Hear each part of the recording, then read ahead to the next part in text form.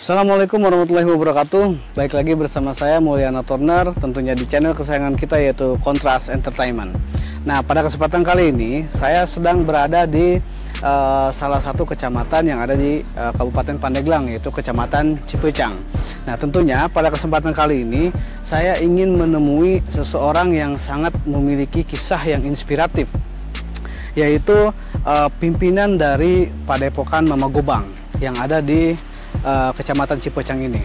Nah, beliau ini konon katanya banyak sekali masyarakat yang datang ke wilayah Kecamatan Cipecang ini untuk bersilaturahmi dengan pimpinan Padepokan Mama Gobang untuk merubah nilai-nilai negatif dalam dirinya, tentunya ingin menjadi lebih baik lagi.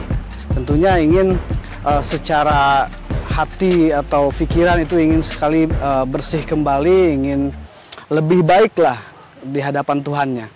Nah, pada kesempatan kali ini kita akan berbincang-bincang dengan beliau bagaimana metode beliau ini ketika merubah karakter seseorang untuk didorong menjadi lebih baik, lebih dekat terhadap Tuhannya.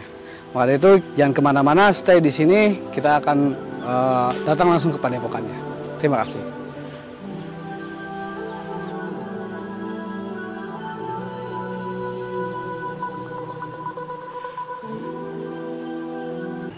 Dengan Kang Ustadz Aan, kita akan berbincang-bincang mengenai majelis Mama Gobang yang memang didirikan oleh Kang Aan ini sendiri. Pendirian dari majelis Mama Gobang ini kira-kira seperti apa sih awal muasalnya? Di majelis Mama Gobang ini berdiri kurang lebih jalan 4 tahun ke sekarang. Oh, sudah 4 tahun sekarang. April 2020. Kalau saya tidak salah tanggal 24 itu pertama didirikan majelis manakib ini. Jadi Mama Gobang itu sebetulnya singkatan Majelis Manakib yang ada di Kampung Gobang. Jadi Mama Gobang biar enak aja ngomong itu kan anak. Jadi lebih ke singkatan dulunya. Iya, singkatan, jadi bukan orang gitu kan. Takutnya misalkan salah, wah mamanya kan kesannya orang sepuh gitu ya. Kalau enggak, itu singkatan aja. Awalnya supaya lebih enak didengar gitu.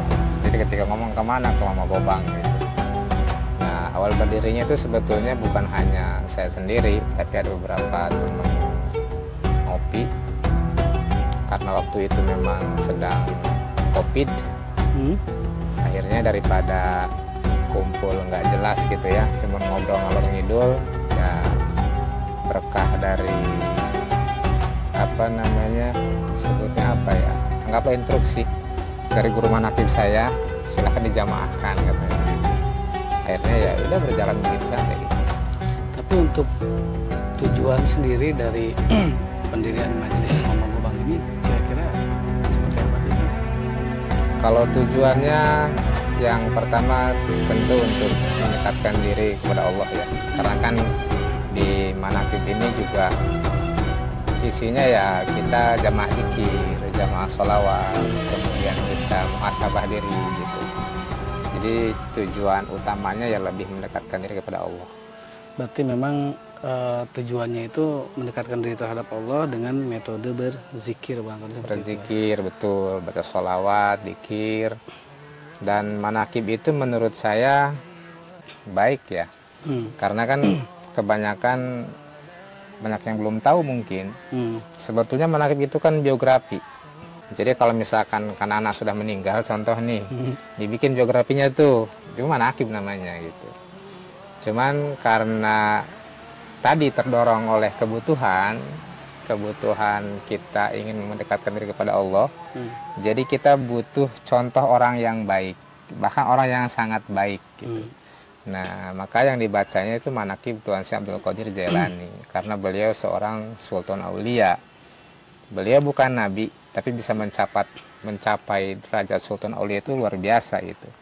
Dan itu harapannya bisa jadi motivasi bahwa semua orang tuh bisa mendapatkan gelar wali, itu bisa itu. Karena memang salah satu contohnya itu Tuan saya itu gitu. Beliau bukan nabi tapi bisa mendapatkan derajat yang tinggi insya Allah gitu. Untuk manakib itu sendiri kan ya tadi tujuannya itu untuk berzikir kepada Allah gitu kan. Tapi sekarang ini memang sangat beredar di masyarakat luas bahwasanya manakib ini inilah, itulah alirannya inilah. Tapi bagi sudut pandang Kang Sadam, seperti apa sih untuk manakib itu sendiri? Ya, jadi mungkin tadi mereka itu karena mungkin belum tahu ya, atau tidak tahu. Tapi saya sampaikan di awal tadi, manakib itu sebetulnya biografi tentang seseorang gitu. Jadi manakib itu banyak, bukan hanya manakib Syekh Abdul Qadir, bukan. Tapi cerita-cerita orang mulia itu disebutnya manakib gitu. Jadi kalau misalkan ada yang beredar isu tentang sebuah aliran atau apa begitu ya, saya sih menanggapinya ya santai saja kan anak. Ya sudah, itu pendapat mereka. Toh yang kami jalani juga ada gurunya, ada yang mengajarkannya. Terus isinya pun ya tidak ada yang aneh-aneh, itu tidak ada. Kita hanya kumpul, kemudian baca sholat berjamaah. Apa salahnya baca sholat berjamaah kan? Betul. Kemudian dikir bersama, apa salahnya dengan dikir bersama gitu. Adapun ketika dibacakan manakib, memang dijelaskan oleh beberapa guru bahwa di situ ada mendapatkan barokah. Karena kan di Qur'annya pun ada sebetulnya. Waqsusil qasasa la'allakum tatafakkarun, kalau nggak salah begitu. Bacakanlah kisah-kisah orang mulia. Untuk apa? Untuk pembelajaran. Kisah-kisah orang terdahulu. Sebetulnya sama aja dengan kita baca cerita tentang Nabi gitu ya. Tapi untuk jemaah itu sendiri, kira-kira kalau dilihat dari sudut pandang pengajian, biasanya kan santri gitu kan. Di manakib ini kira-kira fokusnya itu ke apa sih, maksudnya ke apakah luas, mencakup-cakupnya atau seperti apa? Kalau untuk jamaah sebetulnya tidak ada target tertentu ya. Khusus misalkan santri enggak. Atau misalkan khusus orang yang bagaimana, enggak ada. Ini umum. Hanya mungkin kebetulan di saya itu di sini rata-rata jamaahnya enggak ada yang santri rata-rata. Banyaknya ya teman-teman saya semuanya hampir rata punya aktivitas. Ada yang honorer, ada yang bengkel. Artinya masing-masing punya aktivitas gitu. Punya profesi sendiri. Profesi sendiri. Dan rata-rata memang bukan santri rata-rata, kebetulannya gitu. Nah, ada informasi yang menarik nih di kalangan luar ini, bahwasannya majelis Mama Gobang ini memang banyak sekali pendatang yang hadir ke sini dari berbagai kalangan tadi. Yang tadi sudah disebutkan bahwasannya memang ada yang dari honorer dan lain sebagainya. Nah, tapi ada yang lebih menarik kaitan dengan orang-orang yang memang memiliki kecenderungan negatif gitu, ingin merubah diri. Taruhlah misalkan pecandu atau seperti apa gitu. Ada tidak, Kang? Ini berdasarkan pengalaman ya. Sampai hari ini memang ada beberapa orang, mungkin masa lalunya, anggap saja masa lalu, pernah terjerumus ke narkoba misalkan. Ada, memang ada, tapi tidak banyak, beberapa orang saja. Dan itu di majelis ini kita terbuka sebetulnya buat siapapun gitu. Intinya buat orang yang ingin lebih baik, memperbaiki diri, berbenah diri, kita sama-sama di majelis ini gitu. Adapun masalah masa lalu ya sudah, yang itu tinggal ditobatin gitu kan.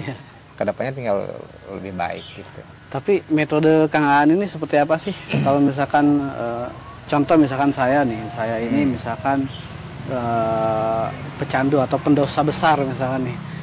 Ngaji itu kan malu misalkan kalau sudah usia kita sudah tua atau seperti apa. Metode Kang Aan tuh banyak orang datang ke sini ingin ikut ngaji bareng gitu, zikir bareng, itu seperti apa sih, Kang? Tidak ada metode khusus, sebetulnya tidak ada.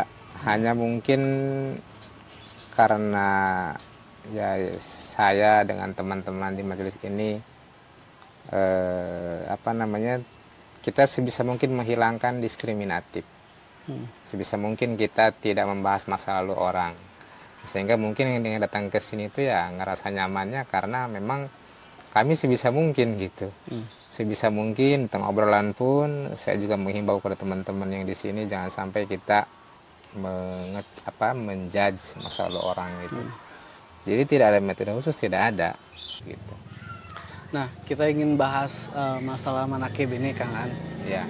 Itu kan banyak sekali kegiatan-kegiatan zikir yang memang ada apa diselipkan dengan hal-hal yang negatif gitu. Tapi sudut pandang Kang Aan nih, itu kan ketika zikir masih banyak yang kesurupan. Itu dasarnya seperti apa sih, Kang? Asal muasalnya bisa seperti itu. Padahal kita ingin mendekatkan diri kepada Allah gitu. Sepengetahuan saya ya, mohon maaf mungkin kalau misalkan ada yang kurang pas penyampaiannya, tapi ini pengalaman saya. Sampai hari ini di saya dikir nggak ada yang kesurupan tuh gitu. Nggak ada. Karena memang kita kan niatnya ibadah. Kemudian yang dibaca pun kalimat thayyibah, sholawat gitu, baca ayat Quran. Sampai hari ini saya sudah jalan 4 tahun, tidak ada yang misalkan wah kesurupan kayak yang misalkan banyak di video itu banyak ya, banyak. Tapi kalaupun ada, misalkan mungkin di mana mungkin ya, kalaupun misalkan ada, saya rasa itu hanya salah niat aja kan, hanya salah niat aja mungkin ya kan.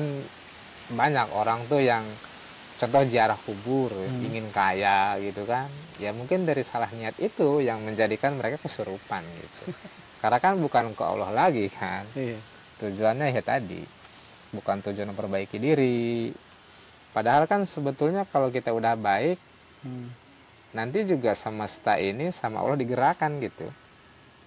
Masalah rezeki, masalah pekerjaan dan lain-lain itu yang saya pahami itu akan dengan sendirinya digerakkan sama Allah itu untuk menolong kita ketika kita udah mulai baik gitu. Berarti memang hal-hal tersebut itu terjadi memang dari niat sendiri ya? Mungkin gitu, mungkin dari salah niatnya tadi. Kan saya contohkan tadi ya, banyak yang ziarah kubur kemana-mana, ya niatnya itu kan, pengen usahanya maju gitu. Sah-sah saja memang, tapi kan sayang. Betul. Seorang waliullah, kita datang ke situ, kita berziarah atau kita bertawasul hanya untuk hal-hal yang sifatnya sebetulnya nggak dibawa pulang kan, nggak dibawa mati gitu. Kalau memang tujuannya ya untuk mendekatkan diri juga, mendekatkan keimanan, dan seperti itu ya. Seharusnya kan begitu. Kita misalkan contoh manakib atau ziarah misalkan, kita ziarah kita harusnya lihat, oh ternyata orang yang mulia itu ketika sudah mati pun banyak yang mendoakan gitu. Akhirnya kan kita harusnya timbul kesadaran, saya pun ingin mulia gitu. Harusnya kan begitu harusnya. Tapi memang ya tadilah, mungkin ya tiap orang kan punya sudut pandang beda-beda ya. Tapi banyak juga nih kegiatan zikir yang memang banyak yang menggunakan wangi-wangian, atau ketika ziarah pun kita masih diperlihatkan juga yang menggunakan dupa. Nah, sudut pandang Kang Aan nih untuk sekaligus mengedukasi, seperti apa sih itu hal tersebut? Jadi manakib itu kan sebetulnya bukan baru-baru ini. Dari zaman saya kecil pun sudah banyak yang baca manakib. Cuman dulu mah disebutnya baca syekh. Baca kisah Syekh Abdul Qadir pakai bahasa Jawa. Itu kan suka ada tuh kopi pahit gitu ya, kemudian teh pahit, nah kemudian pakai bakar-bakar wangi-wangian gitu. Sebetulnya itu menurut pandangan saya itu peninggalan leluhur kita yang luar biasa. Jadi bukan buat manggil jin atau bukan. Di situ ada pesan-pesan dari leluhur kita yang pertama kali mengadakan itu. Contoh wangi-wangian tadi.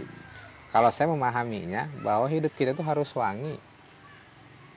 Harus wangi. Ketika kita hidup kita wangi, tubuh kita wangi, artinya wangi itu akhlaknya baik. Maka hidup itu akan selamat dunia akhirat gitu. Jadi wangi-wangian itu sebetulnya pemahaman saya itu supaya kita tuh hidup itu badan kita, tubuh kita, jiwa kita harus wangi. Tadi artinya akhlaknya baik. Berarti lebih ke arti filosofis sebetulnya yang saya temukan, yang saya pahami.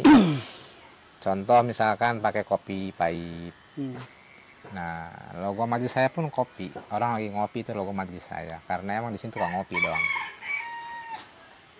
Pohon kopi itu kan dia nggak bisa tumbuhnya sendiri tuh homogen, nggak bisa dia.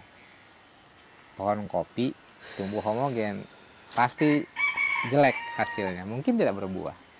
Tapi misalkan kalau pohon kopi di kebun, ada pohon pisang di situ, ada pohon mangga, ada pohon apa aja di situ, dia akan bagus buahnya.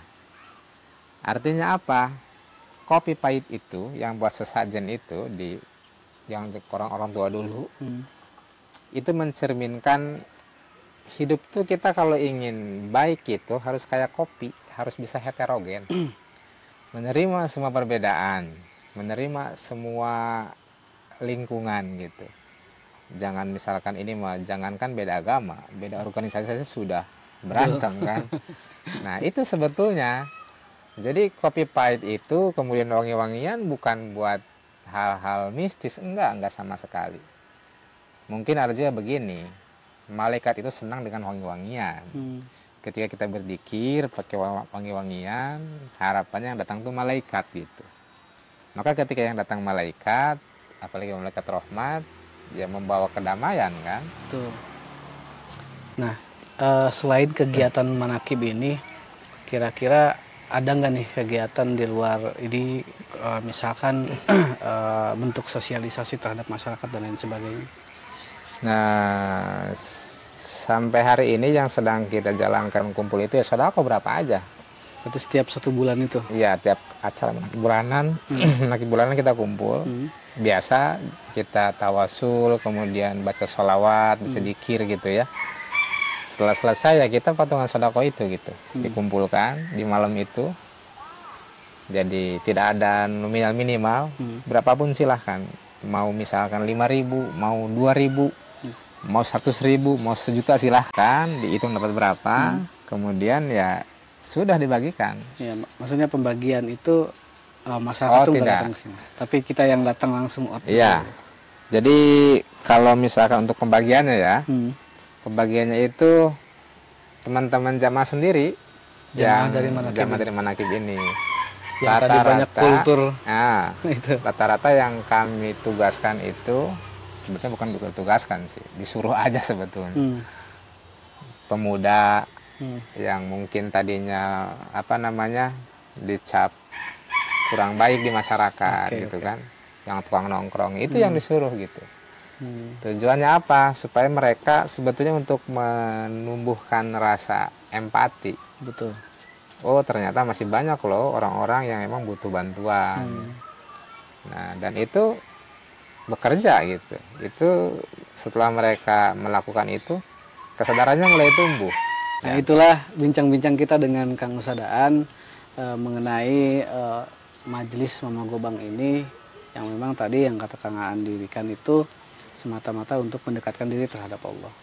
Ya, bagi teman-teman yang memang ingin datang ke sini, Kang Aan sangat terbuka sekali untuk kita bareng-bareng di sini berzikir, lebih mendekatkan diri juga terhadap Allah. Dan tadi juga sudah disampaikan bahwasannya memang ingin sekali ikut bersodakoh di Majelis Mama Gobang ini, silahkan.